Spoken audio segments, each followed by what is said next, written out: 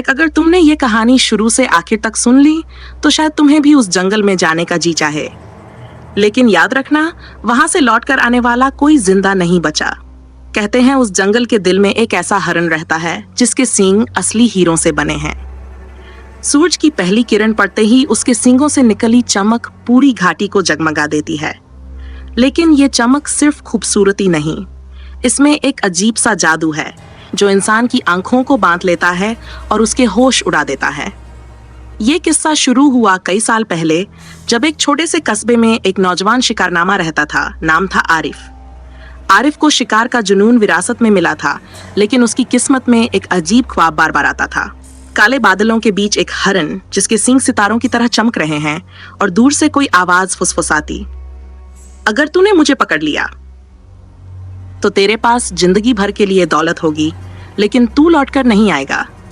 आरिफ हर बार इस ख्वाब से पसीने पसीने होकर उठ जाता, लेकिन उसका दिल ये मानने को तैयार नहीं था कि ये सिर्फ एक सपना है। कस्बे के बूढ़े लोग कहते थे कि जंगल के उस हिस्से में जाना मौत को दावत देने जैसा है। वहां से न आदमी लौटा न उसकी लाश। कुछ कहते थे कि वो हरण असल में कोई जिन्न है जो इंसानों को बहला फुसलाकर उनकी रूह ले लेता है। एक दिन कस्बे में एक अजनबी आया। उसके कपड़े पुराने और फटे हुए थे, आंखों में अजीब सा डर, लेकिन होंठों पर आधी मुस्कान। उसने चायखाने में बैठकर धीमे स्वर में बताया कि उसने अपनी आंखों से उस हीरों के हरण को देखा है। पूरा चायखाना सन्न रह गया। आरिफ के कान खड़े हो गए। अजनबी बोला, मैंने 3 रातें उसका पीछा किया, लेकिन तीसरी रात वो अचानक गायब हो गया और मेरे साथियों की चीखें जंगल में गूंजती रह गईं। आरिफ का दिल और बेचैन हो गया। वो सोचने लगा, अगर मैंने ये हरण पकड़ लिया तो मैं सिर्फ कस्बे का नहीं, पूरे इलाके का सबसे अमीर आदमी बन जाऊंगा। लेकिन उसके अंदर कहीं डर भी था। उस रात जब चांद पूरा था और जंगल की हवा में ठंडक के साथ अजीब सी सरसराहट थी, आरिफ ने तय कर लिया कि कल सुबह वो अकेला उस जंगल की तरफ रवाना होगा। लेकिन उसने नहीं सोचा था कि ये सफर सिर्फ उसके लिए नहीं, बल्कि पूरे कस्बे के लिए एक ऐसा राज खोलेगा जिसके बाद सब कुछ बदल जाएगा।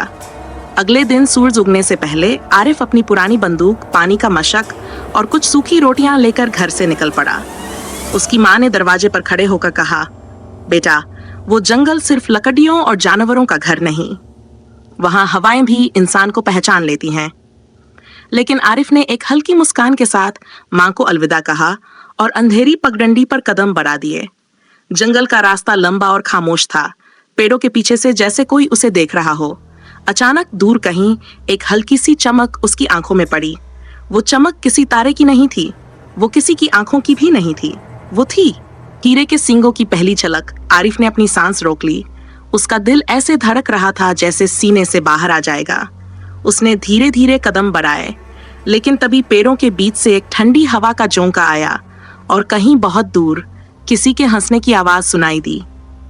उस आवाज में वादा भी था और खतरा भी। आरिफ ने अपने कानों को तेज किया, लेकिन हवा में गूंजती वो हंसी अचानक खामोशी में बदल गई। जंगल जैसे ठहर गया हो, पत्तों की सरसराहट रुक गई, परिंदों की चहचहाहट गायब हो गई, सिर्फ उसकी अपनी सांसें सुनाई दे रही थीं। उसने बंदूक को और मजबूती से पकड़ा और धीरे धीरे उस दिशा में बढ़ा जहां से चमक आई थी। जैसे जैसे वो आगे बढ़ रहा था, पेड़ घने होते जा रहे थे और धूप का एक कतरा भी जमीन तक नहीं पहुंच रहा था। पगडंडी पर सूखे पत्तों का कालीन बिछा था, लेकिन अजीब बात यह थी कि उसके पैरों की आहट तक दब गई थी, जैसे जंगल खुद उसकी मौजूदगी को निगल रहा हो। करीब आधे घंटे बाद वो एक छोटे से खुली जगह पर पहुंचा। वहां जमीन पर कुछ अजीब निशान थे, ना तो इंसान के, ना ही किसी आम जानवर के।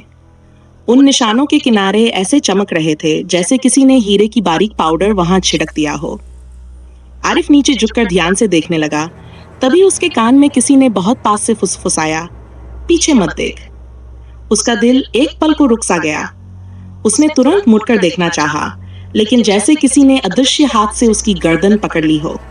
कुछ सेकंड बाद वो एहसास खत्म हुआ और हवा फिर से बहने लगी। आरिफ ने अपनी हिम्मत जुटाई और उन निशानों का पीछा करना शुरू कर दिया। जंगल अब और अजीब होता जा रहा था।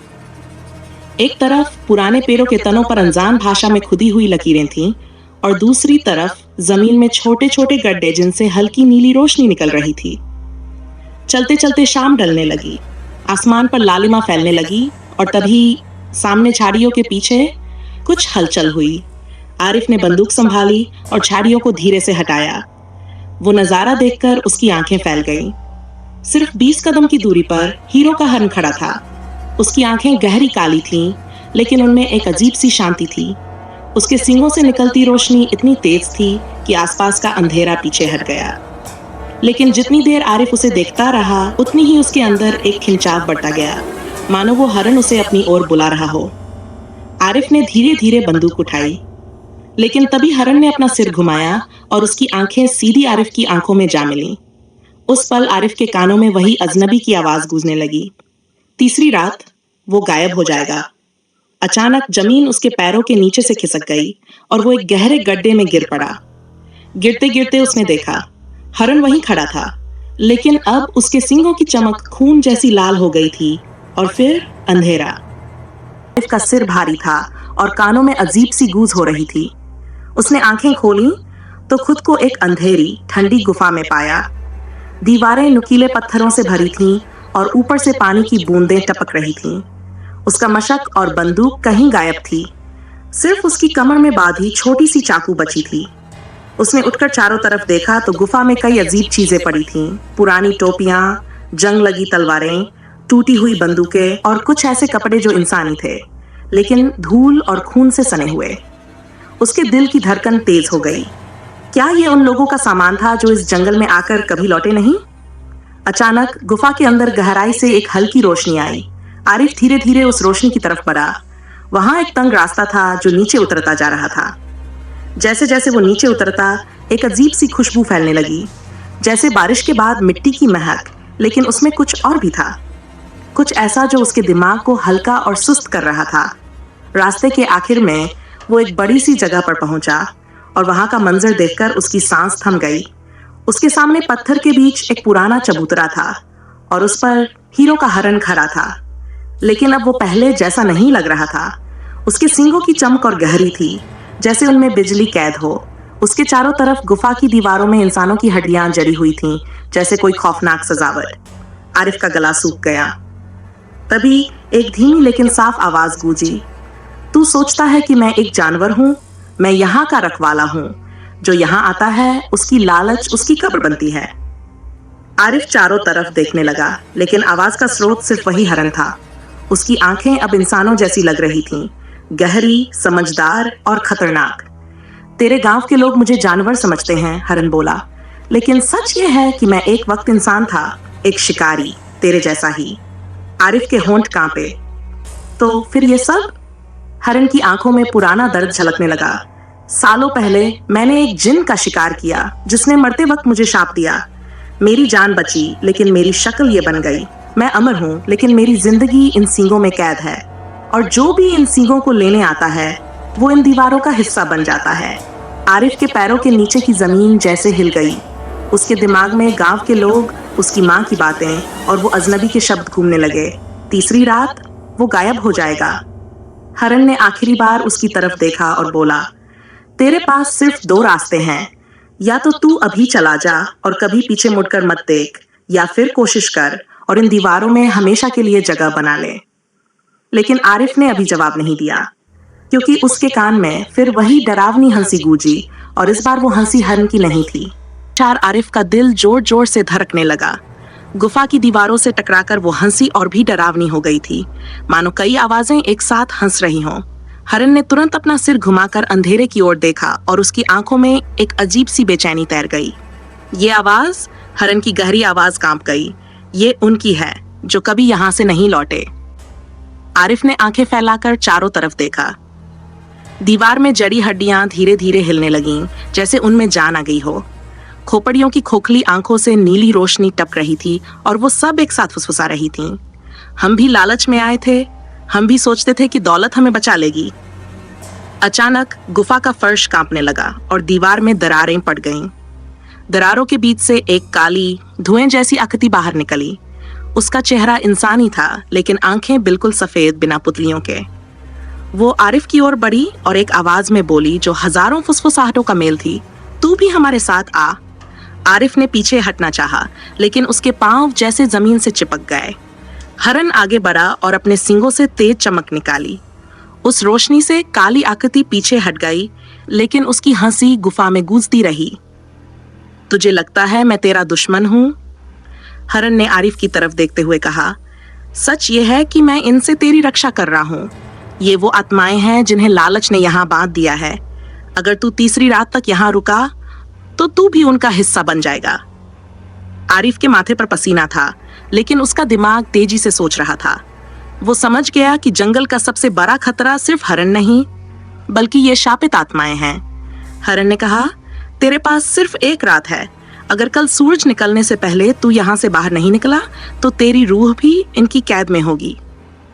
आरिफ ने गहरी सांस ली। अगर मैं चला भी गया तो क्या ये आत्माएं मेरा पीछा नहीं करेंगी? हरन की नजरें ठंडी हो गई। करेंगी, जब तक तू वो रास्ता नहीं ढूंढ लेता जो इन्हें हमेशा के लिए बांध दे। आरिफ ने सवाल करने के लिए मुंह खोला ही था कि अचानक गुफा की छत से बड़े बड़े पत्थर गिरने लगे। हरन ने उसे धक्का दिया और चिल्लाया, भाग! लेकिन भागने से पहले आरिफ ने देखा, हरन के पीछे अंधेरे में एक और जोड़ी चमकती आंखें थीं, और वो आंखें हरन की नहीं थीं। पत्थरों की गड़गड़ाहट के बीच आरिफ किसी तरह बाहर की ओर भागा, लेकिन उसकी नजर बार बार पीछे मुड़ रही थी, जहां हरन खड़ा था, और अंधेरे में वो दूसरी जोड़ी आंखें चमक रही थीं। हरन ने गरजते हुए कहा, रुक मत, वो आ रही है। अचानक अंधेरे से एक विशाल काली परछाई उभरी। उसका शरीर इंसान से कई गुना बड़ा, हाथ पंजों जैसे नुकीले और मुंह से आग जैसी नीली रोशनी निकल रही थी। हरन की आंखों में डर साफ था। ये वही जिन्न है जिसने मुझे श्राप दिया था, और ये आत्माओं का मालिक है। जिन्न ने गुफा हिलाते हुए हंसी छोड़ी। तू फिर से किसी इंसान की मदद कर रहा है? भूल गया, तेरी कैद तेरे सींगों में है। अगर तेरे सींग टूटे तो तू मिट जाएगा। आरिफ ने महसूस किया कि जिन्न की नजर सिर्फ उसी पर नहीं, बल्कि उसके हाथ में पड़ी छोटी चाकू पर भी थी। उसे याद आया, ये चाकू उसके दादा की थी, जिनके बारे में कहा जाता था कि उन्होंने एक बार किसी जिन्न से टक्कर ली थी। जिन्न ने हमला किया, गुफा की जमीन फट गई। हरन ने छलांग लगाकर आरिफ को धक्का दिया और खुद जिन्न के सामने आ खड़ा हुआ। उनकी टक्कर से सींगों से बिजली जैसी चिंगारियां निकलीं। आरिफ समझ गया, अगर जिन्न को हराना है तो हरन के सींग और उसकी चाकू दोनों का इस्तेमाल करना होगा। वो दौड़कर हरन के पीछे पहुंचा। अगर मैं तेरी मदद करूं तो तू इन आत्माओं को आजाद करेगा। हरन ने भारी सांस लेते हुए कहा, हाँ, लेकिन इसकी कीमत मैं अपनी जान से चुकाऊंगा। जिन्न फिर झपटा। इस बार आरिफ ने हरन के सींग को छुआ और उसी वक्त चाकू जिन्न के सीने में घोंप दी। जैसे ही चाकू अंदर गई, सींगों की रोशनी और नीली लपट मिलकर इतनी तेज हो गई कि गुफा की दीवारें चटकने लगीं। जिन्न चीखता हुआ धुएं में बदल गया और हवा में गायब हो गया। उसी पल दीवार में जड़ी सारी हड्डियां रोशनी में बदलकर आसमान की ओर उड़ गई, नाद हो चुकी थीं। आरिफ ने राहत की सांस ली, लेकिन जब पीछे मुड़ा तो हरन वहां नहीं था। सिर्फ 2 चमकते हीरे के टुकड़े जमीन पर पड़े थे, शायद उसके सींगों के हिस्से। आरिफ ने उन्हें उठाया, लेकिन उनमें अब कोई जादू नहीं था, सिर्फ ठंडी चमक। वो जंगल से बाहर निकला। सूरज उग रहा था और हवा में पहली बार कोई डर नहीं था। कस्बे में लौटकर उसने सबको बताया कि हीरो का हरन अब नहीं है और उस जंगल में जाना अब मौत नहीं बल्कि आजादी है। लेकिन उस रात सोने से पहले उसकी खिड़की के बाहर से एक धीमी हंसी आई, वही हंसी जो उसने पहली बार सुनी थी। आरिफ जान गया, जंगल का राज खत्म नहीं हुआ, बस बदला है। अगर आप ऐसी रहस्यमयी और दिल दहला देने वाली कहानियां सुनना चाहते हैं तो अभी मूसा स्टोरीज को सब्सक्राइब करें, लाइक और शेयर करें, और कमेंट में बताएं कि अगर आपके सामने हीरो का हरन आ जाए तो आप क्या करेंगे।